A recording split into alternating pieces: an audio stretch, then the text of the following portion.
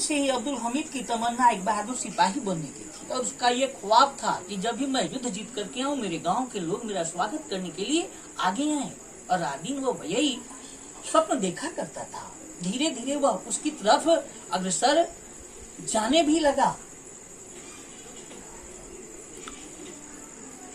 दादी जब मना करती और कहती कि बाप की सिलाई की मशीन चलाओ तो वह कहता, अंडरलाइन करेंगे आप, आपके पास पेंसिल होगी, हम जाई फौज में तो हारू के ना रुकब हम, आपके रोकने से नहीं रोकेंगे। दादी को इसकी जिद के सामने झुकना पड़ता और कहना पड़ता, अच्छा अच्छा जइह फौज में।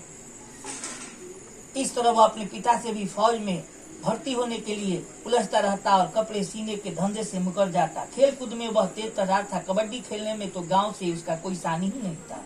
अब्दुल हमीद ने दर्जा 4 के बाद पढ़ना छोड़ दिया और खेल कूद कुश्ती इत्यादि में शामिल हो गया। चलिए आगे चलते हैं। जब वह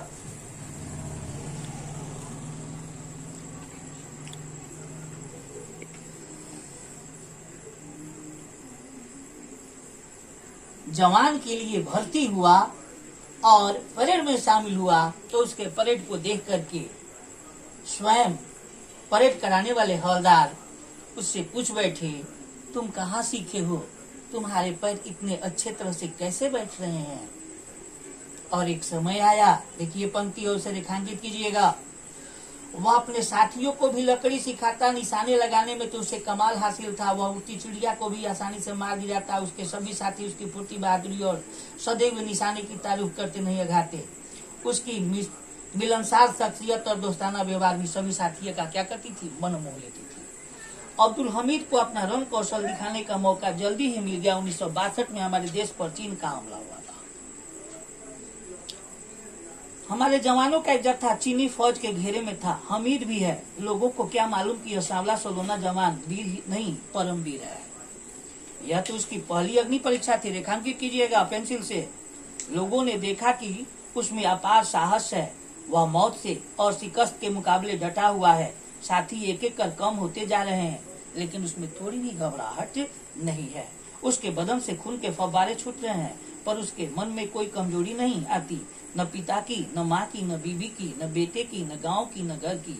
वह हमीद न बाप था न पति, वह तो एक सैनिक था, असली हिंदुस्तानी सैनिक। वह हिंदुस्तानी बहादुरी की परंपरा का प्रतीक था। उनकी मशीन गन आग उगलती रही, उसके गोले खत्म होते गए। अब वह क्या करे? क्या वह हथियार डाल दे या मैदान छोड़कर दूसरे मैदान में जाकर लड़े? उसने दूसरे मैदान में जाकर लड़ने का फैसला किया, पर मशीन गन कैसे छोड़े दुश्मनों के हाथ में। उसने मशीन गन तोड़ डाली और फिर वह बर्फपोश पहाड़ियों में एक परछाई की तरह रेंग गया। इस तरह से वह गांव में पहुंचा, आराम किया और फिर इसके बाद अपनी ड्यूटी पर तैनात हुआ। 1962, यहाँ से रेखांकित कीजिए पेंसिल से। इसके बाद तो 2-3 वर्षों में ही हमीद को नायक, हवलदारी और कंपनी क्वार्टर मास्टरी भी हासिल हुई। जब 1965 में पाकिस्तान ने देश पर हमला किया तो अब्दुल हमीद का खून खौल उठा। ये एक मुहावरा है, खून खौलना। शायद पाकिस्तान यह समझता था कि भारत के मुसलमान पाकिस्तानी आक्रमणकारियों का खुला विरोध न करेंगे, पर उनका यह समझना कोरा भ्रम था।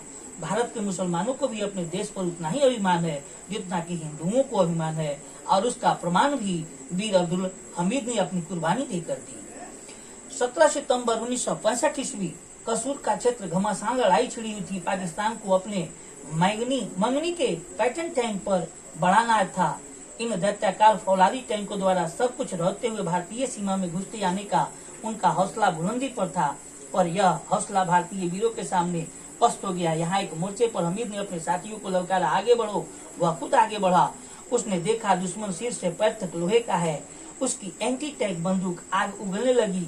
हमीद का निशाना तो अचूक था। आपको पहले ही मैंने कह दिया था कि वह उड़ती चिड़िया को भी गोली मारता था। लोहे का एक दैत्य गिरा, दूसरा गिरा, तीसरा गिरा।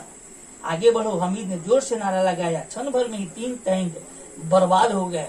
पाकिस्तानी हमलावरों को मुंह की खानी पड़ी।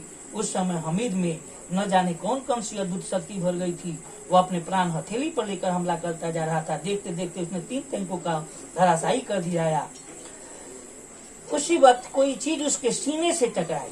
उसे दर्द का कोई एहसास नहीं हुआ। उसने यह जरूर देखा कि हर तरफ अंधेरा रेंगता बढ़ता चला आ रहा है।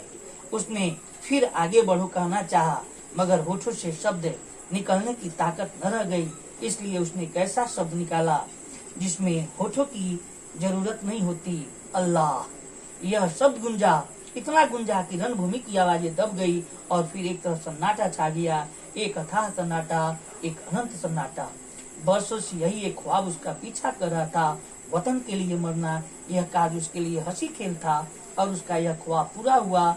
वह धर्म से मुसलमान था, पर वतन का रिश्ता खून और धर्म के रिश्ते से। इस पंक्ति को अवश्य रेखांकित करेंगे आप। हो सकता है कि व्याख्या के रूप में यह पूछा जाए। फिर से इस पंक्ति को देख लीजिए। वह धर्म से मुसलमान था, पर वतन का रिश्ता खून और धर्म के रिश्ते से ज्यादा मजबूत होता है। धर्म हमें नहीं बांट सकता। सभी हिंदुस्तानी एक हैं, चाहे वह किसी भी मजहब के क्यों न हो। हमीद की कुर्बानी उसकी जीती जागती मिसाल है। धन्यवाद।